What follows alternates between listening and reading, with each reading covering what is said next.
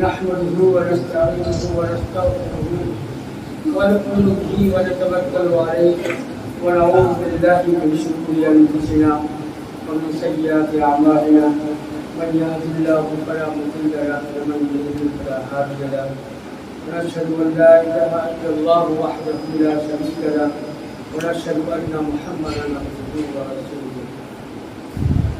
أعوذ بالله من الشيطان الرجيم. بسم الله الرحمن الرحيم. إن الدين عند الله الإسلام. محترم حضرات، یہ محرم الحرام کا مہینہ چل رہا ہے اور ہماری یہ جمعیت کی طرف سے یکم محرم الحرام سے مسلسل جا بجا اس کے پروگرام ہو رہے ہیں اور ہم لوگوں کا ایک مقصد ہے، اوپر سے جمعیت علماء کی طرف سے بھی جمعیت علماء ہند کی صدر حضرت مولانا محمود مدنی صاحب کی طرف سے یہ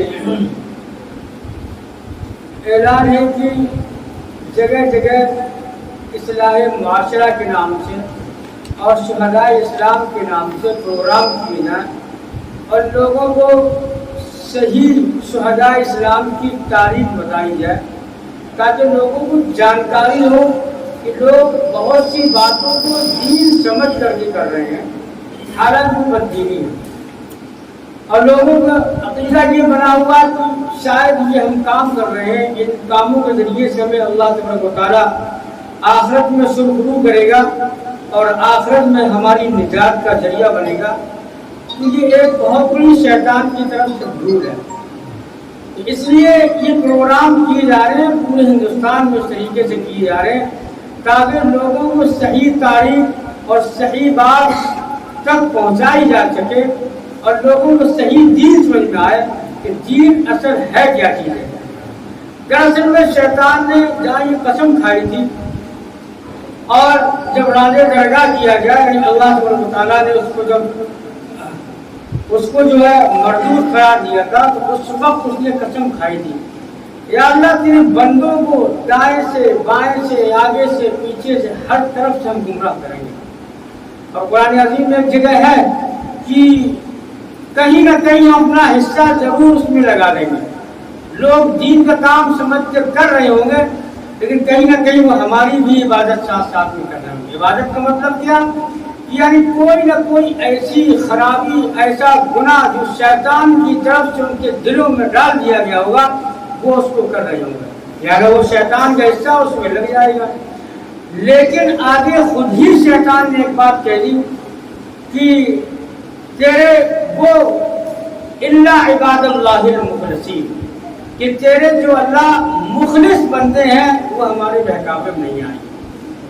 یعنی جو اپنے دین کے اندر مخلص ہیں، اپنے مذہب کے بارے میں مخلص ہیں، اللہ تبارک و تعالیٰ کے لیے ہی سارے کام کرتے ہیں، اللہ تبارک و تعالیٰ کے لیے ہی وہ ساری قربانیاں دیتے ہیں، کوئی اور ان کا مقصد نہیں ہے. جیسے صحابہ کرام کا تھا ان کا کوئی اور مقصد نہیں تھا.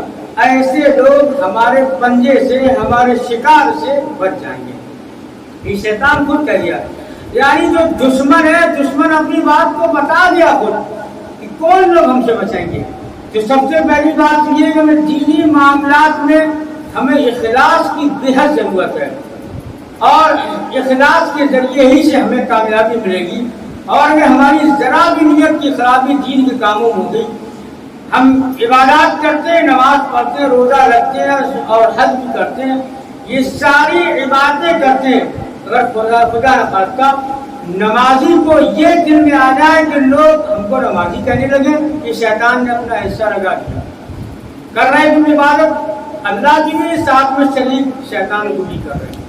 ہم زکات وغیرہ کرتے ہیں، مال اللہ تبارک و تعالیٰ نے ہم کو دیا ہے، لیکن زکات کے ساتھ ساتھ میں ایک دل میں بس یہ خیال پیدا کر لیتے ہیں کہ لوگ ہمیں سخی کہنے لگے، لوگ ہمیں بڑا دین دادا کہنے لگے، لوگ ہمیں کہیں گے تو حاتم طائی کا باپ ہے، لوگ ہمیں یہ باتیں کہنے لگے، ہماری شہرت علاقے ہو جائے، یا دینے والے جس کو دیا جا رہا مال ہے اس کو ہم نے حقارت سے دیا، شہرت کر کے دیا تو شیطان کا حصہ اس میں لگ گیا.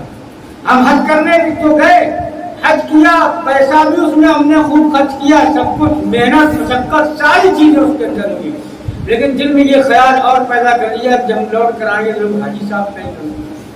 لوگ گھما پھرا کے لاتے ہیں کہ ڈائریکٹ گھما پھرا کیسے لاتے ہیں، بیٹھے باتیں کر رہے ہیں، پھر یہ کہیں گے کہ مکہ میں میں نے ایسی بات دیکھی تاکہ تم سمجھو کہ حاجی ہے، گھما کے کہیں گے تاکہ ہم سمجھیں۔ وہ اور بات ہے وہاں کی تعریفات کرنا چاہیے، لیکن زیادہ اپنے اعمال کا ظہور نہیں کرنا چاہیے۔ جیسے پچھلا مہینہ قربانی گیا، وہاں پر بھی یہی کہا گیا کہ نہ تو تمہاری قربانیوں کو گوشت خون کی کوئی اللہ کو ضرورت نہیں ہے، صرف تمہارا اخلاص وہاں پر دیکھا جائے گا۔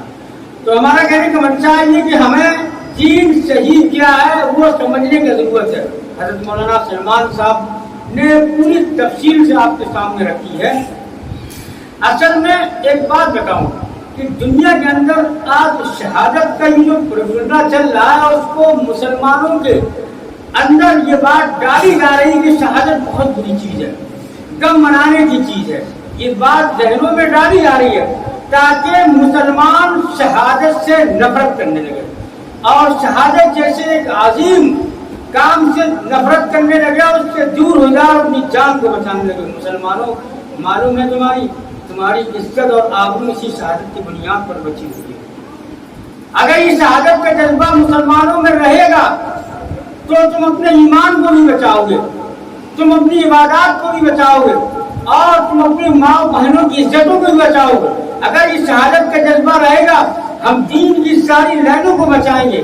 شہادت کا جذبہ ہوگا، دین کی جتنے بھی لائنیں کام کرنے کی ہے، چاہے وہ تصنیف ہو، چاہے وہ تبلیغ ہو یا کوئی بھی، اس سارے کی ساری چیزوں کا بقا شہادت کی جذبے کی بنیاد پر ہے۔ سمجھنے کی ضرورت بہت ہے۔ اور ان تمام یہودی اور نصارہ کی طرف سے مستقل یہ سازش ہے کہ مسلمانوں کے نوجوانوں سے اور ان کے دلوں سے شہادت کے جذبے کو نکال دیا جائے، اور اگر یہ جذبہ نکل گیا پھر تو یہ بغیر زہر کا سانپ مانو، اس سے چاہے بچے کھیلیں چاہے بوڑھے کھیلیں، اس سے کیا مطلب ہے، چاہے ادھر آپ اس کو جو پیر مارو ہٹا دو، لیکن اگر اس کے اندر زہر کی پوٹلی ہے تو مزار کو اس کے قریب چلا جائے گا۔ تو شہادت جیسا جذبہ جب تک اس قوم میں موجود ہے جس قوم کی بقا ہے، ورنہ جس دن اس شہادت کے جذبے کو اگر ہم نے رون دیا اور اپنے دلوں سے نکال دیا اس دن ہماری خیر نہیں ہے۔ ہمارا وہ حال ہوگا کہ ہماری کوئی بھی عزت، آبرو، مال، دولت، دکان، کارخانے، کوئی کام ہمارے محفوظ نہیں رکھ سکیں گے۔ تو یہ یہودیوں کی طرف سے ایک زمانے سے، ایک عرصے سے آپ صلی اللہ علیہ وسلم حضرت عمر رضی اللہ عنہ کے دور کے بعد سے یہ ایک جذبہ چل رہا ہے اور یہ پلاننگ چل رہی ہے کہ مسلمانوں کے جذبے کو مٹا دو۔ اگر شہادت کے جذبے اگر ان کے بنا رہا تو دنیا کی کوئی قوم اس سے ٹکرا نہیں سکتی۔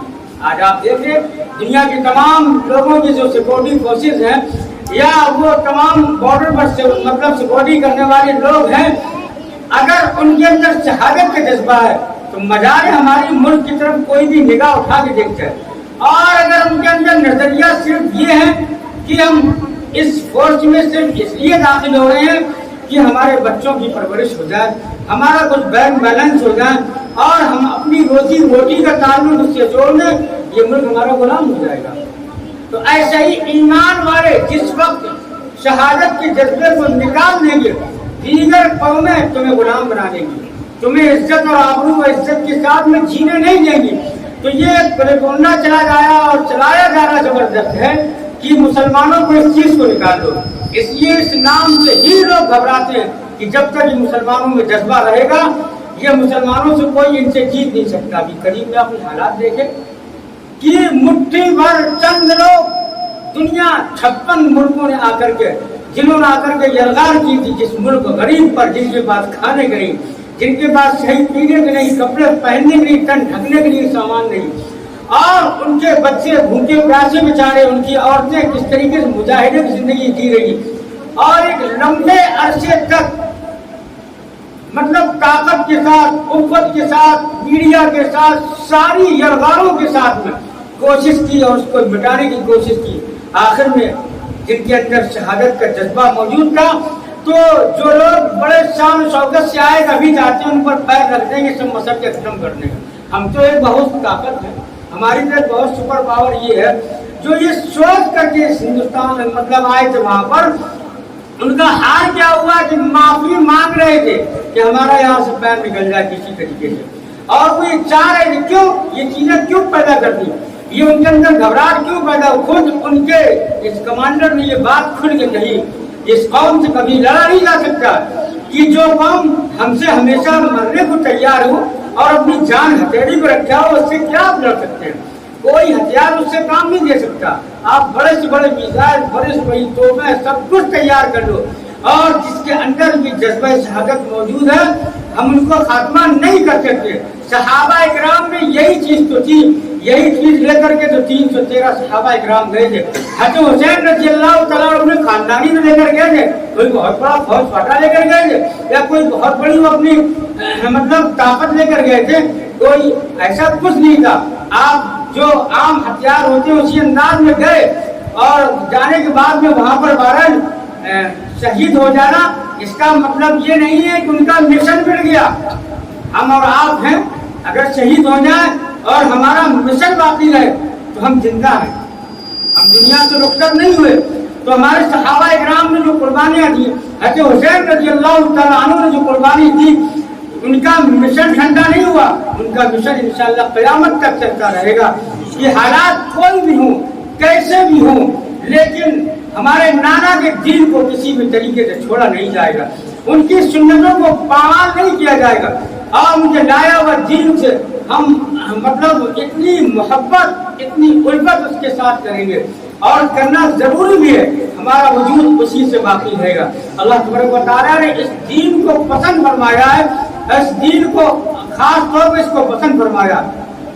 तो हमारा कहने का मंशा ये जज्बे शहादत का मिटाना, कोशिश करना, ये दुनिया वालों ने फैलाया।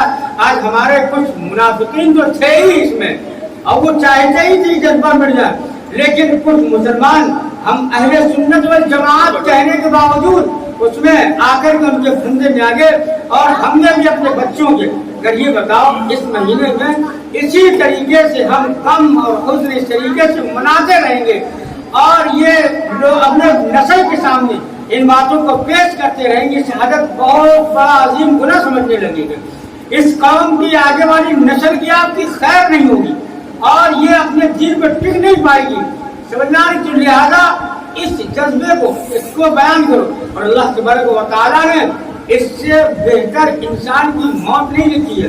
शहीद ने आप सल्लल्लाहु अलैहि वसल्लम ने इसके लिए क्यों कहा, और आपने ये क्यों फरमाया कि मेरा दिल चाहता है कि मैं शहीद किया जाऊं, मैं जिंदा किया जाऊं, मैं शहीद किया जाऊं, मैं जिंदा। 3 मरतबा आपने इरशाद फरमाया, नबी को ये चीज पसंद है, और वो ये बात जान गए कुफ्फार मुशरिकीन यहूद नसारा, इनकी नबी को जो पसंदीदा है इसमें कोई ना कोई राज है, वो समझ गए थे, और उन्होंने दुनिया को बरगला दिया, ईमान वालों को बरगलाया कि ये चीज बुरी है। आज भी इस पर कोशिश की जा रही है, इस नाम को वो बहुत बड़ा एक जबरदस्त खतरनाक बम समझते हैं लोग आज इसको है, तो बरगलाने की कोशिश की जा रही है। लिहाजा हम अपने सहाबा इकराम की बहादुरी के वाक़यात सुनाएं, उनको तमाम अंबिया इकराम, सहाबा इकराम के वाक़यात को सुनाएं, उन्होंने किस दिल जिगरी के साथ जिस वक्त कैसर और किसरा के पास में सहाबा इकराम रज़ियल्लाहु अन्हु हुजूर अलैहिस्सलातु वस्सलाम का खत लेकर गए थे, और वहां जाकर किस अंदाज में दाखिल हुए थे और किस तरीके से उन्होंने दावत दी थी। लोगों ने कहा कहाँ पे आए हो, इस कैसर की कितनी ऊंची शान है, और क्या ये सब बताए, वो लेकिन नहीं, उसी हालत में पहुंचे और अपनी दावत को दिया, उसके पैर हिल गए, इसकी हालत देखो, न इसके साथ कोई फौज है न कोई फोर्स है, कुछ भी नहीं है, और तलवार भी जो उनके हाथ में उसमें कपड़ा लपेटे हुए, उसके भी कई धार टूटी हुई है। इनकी हिम्मत और जज्बे को देखो, वो इतना दहल गए, वो कहने लगे कि इसको जो है एक मिट्टी उठा करके दे दो, तो मिट्टी उठा करके दे दी। तो उसने सहाबी रज़ियल्लाहु अन्हु ने क्या कहा, इस बादशाह सलामत बादशाह कैसर जी बात कही, सुनो, तुमने अपनी मिट्टी अपने हाथों से उठा के दे दी। तो वो बादशाह समझ गया, ठाने देने का मतलब ही तुमने अपना मुल्क हमारे हवाले कर दिया, वो लेकर के चले गए, और वो समझ गया बादशाह, ये तो बहुत बड़ी बदसुगंधी की बात है कि मिट्टी उठाकर हमने अपने हाथों से अपने मुल्क को पेश कर दिया इनको। तो अल्लाह तबारक व तआला ने दौर आया है, इनका सबका गुरूर चकनाचूर किया, اور سب کو خاک ملا دیا. کیا ان کے پاس کمی تھی؟ طاقت تھی، سب کچھ تھی، لیکن ادھر ایمان تھا مضبوط. بدن کے اندر کیا تھا ان کے پاس؟ چند تلواریں، کوئی ڈھیلا لیے چلا جا رہا، کوئی کھجور کی شاخ لیے چلا جا رہا، کوئی بیچارہ پیدل چلا جا رہا، چند اونٹ کو سواریاں تھیں، کچھ گھوڑے تھے. یہ حالات تھے بیچاروں میں. اللہ ان کو فتح دی.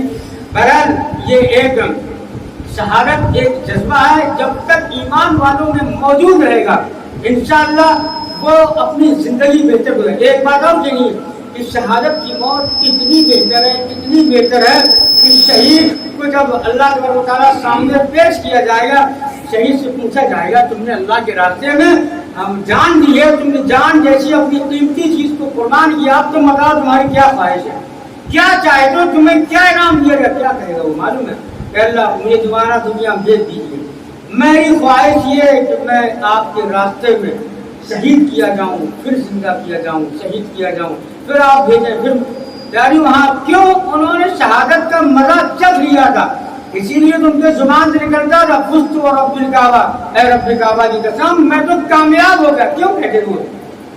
اس لیے شہادت کی موت اتنی میٹھی ہے، اتنی بہتر ہے بستر پہ مرنے سے.